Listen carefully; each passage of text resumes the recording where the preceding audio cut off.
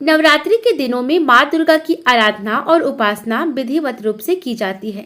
माँ भगवती दुर्गा की आराधना और प्रार्थना के लिए दुर्गा सप्तशती एक ग्रंथ रत्न है, जिससे अनेक भक्तों ने माँ भगवती को खुश करके अपने मनोरथ सिद्ध किए हैं। इस ग्रंथ के नित्य पाठ से जहाँ समस्त मनोकामनाओं की सिद्धि होती है, वहीं भगवती की कृपा और मुक्ति भी सहज ही प्राप्त की जा सकती है।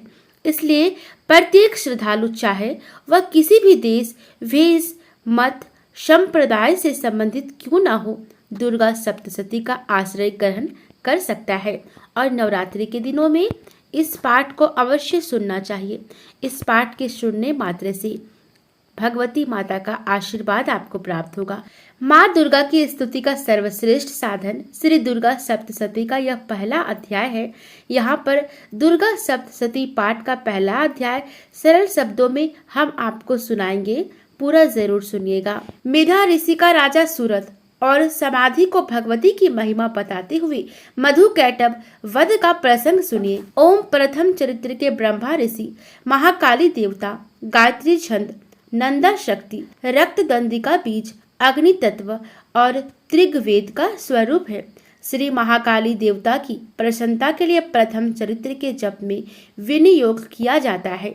भगवान विष्णु के सो जाने पर मधु और कैटभ को मारने के लिए कमल जन्मा ब्रह्मा जी ने जिनका स्तवन किया था, उन महाकाली देवी का मैं सेवन करता हूँ। वे अपने 10 हाथों में खड़ग, चक्र, गदा, वान, धनुष, परिघ, शूल, भुशुंडी, मस्तक और शंख धारण करती है। उनके 3 नेत्र हैं। वे समस्त अंगों में दिव्य है, आभूषणों से विभूषित है। उनके शरीर की कांति नीलमणि के समान है तथा वे 10 मुख और 10 पैरों से युक्त है। मार्केंडी जी बोले, सूर्य के पुत्र शवारनी जो 8वें मनु कहे जाते हैं, उनकी उत्पत्ति की कथा विस्तार पूर्वक कहता हूँ, सुनो। सूर्य कुमार महाभाग स्वार्णी भगवती महामाया के अनुग्रह से जिस प्रकार मनवंतर के स्वामी हुए, वही प्रसंग सुनाता हूँ। पूर्व काल की बात है।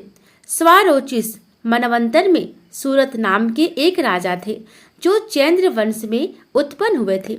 उनका समस्त भूमंडल पर अधिकार था।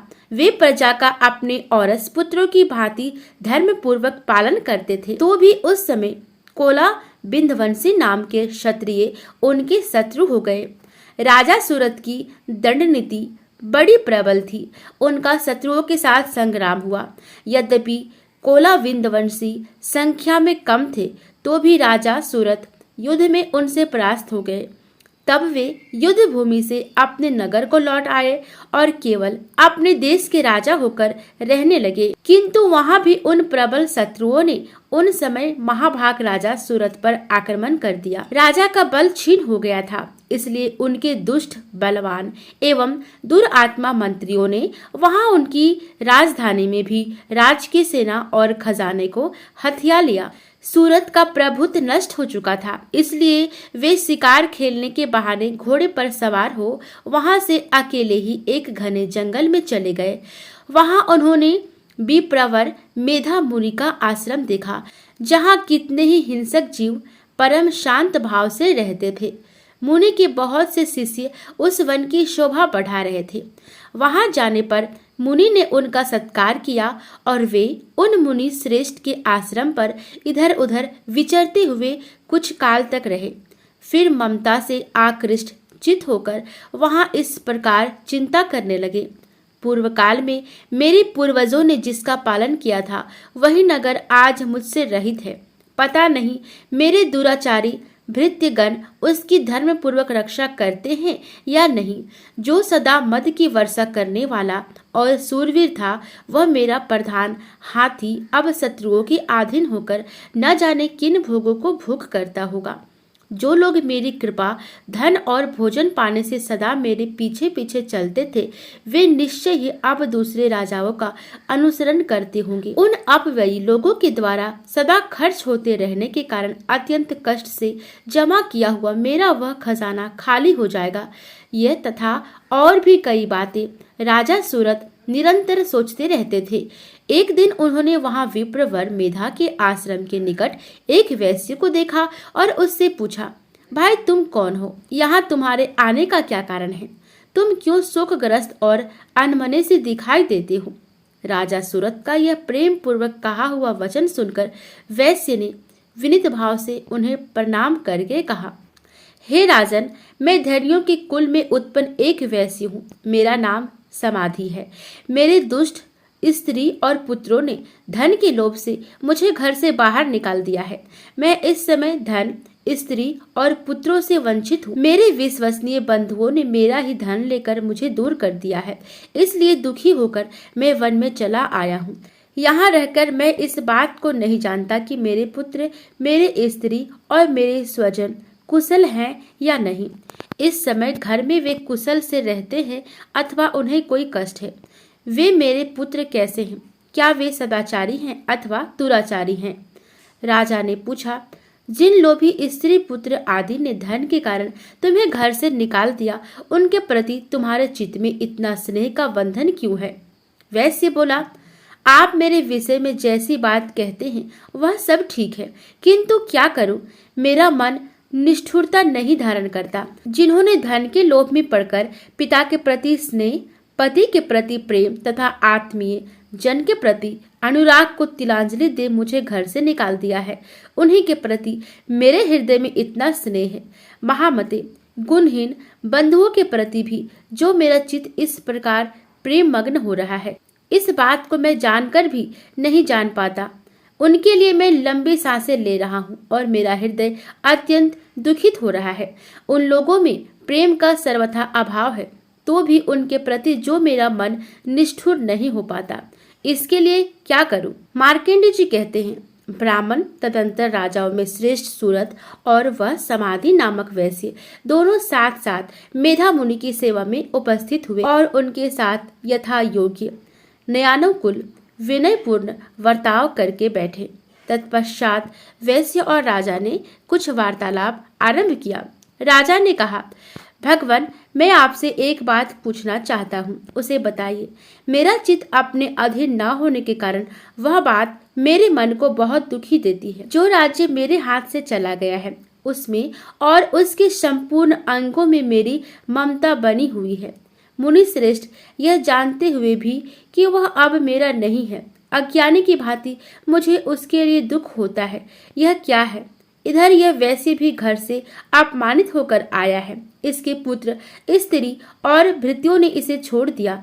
स्वजनों ने भी इसका परित्याग कर दिया है, तो भी यह उनके प्रति अत्यंत हार्दिक स्नेह रखता है। इस प्रकार यह तथा मैं दोनों ही बहुत दुखी हैं। जिसमें प्रत्यक्ष दोष देखा गया है, उस विषय के लिए भी हमारे मन में ममता जनित आकर्षण पैदा हो रहा है। महाभाग, हम दोनों समझदार हैं, तो भी हम में जो मोह पैदा हुआ है यह क्या है? विवेक शून्य पुरुष की भांति मुझ में और इसमें भी यह मूढ़ता प्रत्यक्ष दिखाई देती है। ऋषि बोले, महाभाग, विषय मार्ग का ज्ञान सब जीवों को है, इसी प्रकार विषय भी सबके लिए अलग अलग है। कुछ प्राणी दिन में नहीं देखते और दूसरे रात में ही नहीं देखते, तथा कुछ जीव ऐसे हैं जो दिन और रात्रि में बराबर ही देखते हैं। यह ठीक है कि मनुष्य समझदार होते हैं, किंतु केवल वे ही ऐसे नहीं होते। पशु, पक्षी और मृग आदि सभी प्राणी समझदार होते हैं। मनुष्यों की समझ भी वैसी ही होती है जैसी उन मृग और पक्षियों की होती है, तथा जैसी मनुष्य की होती है वैसे ही उन मृग, पक्षी आदि की भी होती है। यह तथा अन्य बातें भी प्राय दोनों में समान है।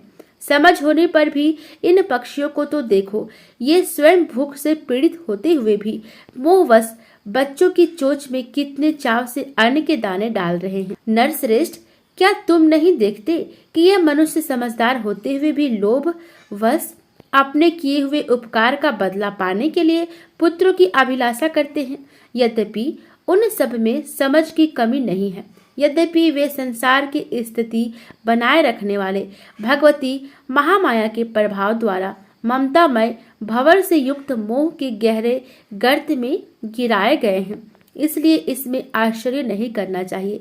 जगदीश्वर भगवान विष्णु की योग निद्रा रूपा जो भगवती महामाया है, उन्हीं से यह जगत मोहित हो रहा है। वे भगवती महामाया देवी ज्ञानियों के भी चित्तकों को बलपूर्वक खींचकर मोह में डाल देती हैं। वे ही इस संपूर्ण चराचर जगत की सृष्टि करती हैं तथा वे ही प्रसन्न होने पर मनुष्य को मुक्ति के लिए वरदान देती हैं। वे ही परा विद्या, संसार बंधन और मोक्ष की हेतुभूता सनातनी देवी तथा संपूर्ण ईश्वरों की भी आधीश्वरी है। राजा ने पूछा, भगवान, जिन्हें आप महामाया कहते हैं, वे देवी कौन हैं? ब्राह्मण, उनका आविर्भाव कैसे हुआ तथा उनके चरित्र कौन कौन है? ब्रह्म बेताओं में श्रेष्ठ महर्षि, उन देवी का जैसा प्रभाव हो, जैसा स्वरूप हो और जिस प्रकार प्रादुर्भाव हुआ हो, वह सब मैं आपके मुख से सुनना चाहता हूँ। ऋषि बोले, राजन, वास्तव में तो देवी नित्य स्वरूपा ही हैं। संपूर्ण जगत उन्हीं का रूप है तथा उन्होंने समस्त विश्व को व्याप्त कर रखा है। तथापि उनका प्रकाट्य अनेक प्रकार से होता है, वह मुझसे सुनो। यद्यपि वे नित्य और अजन्मा है, तथापि जब देवताओं का कार्य सिद्ध करने के लिए प्रकट होती है, उस समय लोक में उत्पन्न हुई कहलाती है। कल्प के जगत में जब संपूर्ण जगत एकार्णव में निमग्न हो रहा था और सबके प्रभु भगवान विष्णु शेषनाग की सैया बिछाकर योग निद्रा का आश्रय ले रहे थे, उस समय उनके कानों के मैल से दो भयंकर असुर उत्पन्न हुए, जो मधु और कैटभ के नाम से विख्यात थे। वे दोनों ब्रह्मचारिणी का वध करने को तैयार हो गए। भगवान विष्णु के नाभि कमल में विराजमान प्रजापति ब्रह्मा जी ने जब उन दोनों भयानक असुरों को अपने पास पाया और भगवान को सोया हुआ देखा, तब एकाग्रचित होकर उन्होंने भगवान विष्णु को जगाने के लिए अनेक नेत्रों में निवास करने वाली योग निद्रा का स्तवन आरंभ किया, जो इस विश्व की अधीश्वरी, जगत को धारण करने वाली, संसार का पालन और संहार करने वाली तथा तेज स्वरूप भगवान विष्णु की अनुपम शक्ति है। उन्हीं भगवती निद्रा देवी की भगवान ब्रह्मा स्तुति करने लगे। ब्रह्मा जी ने कहा, देवी तुम ही स्वाहा, तुम ही स्वधा और तुम ही वष्टकार हो। स्वर भी तुम्हारे ही स्वरूप है। तुम ही जीवन दायिनी सुधा हो।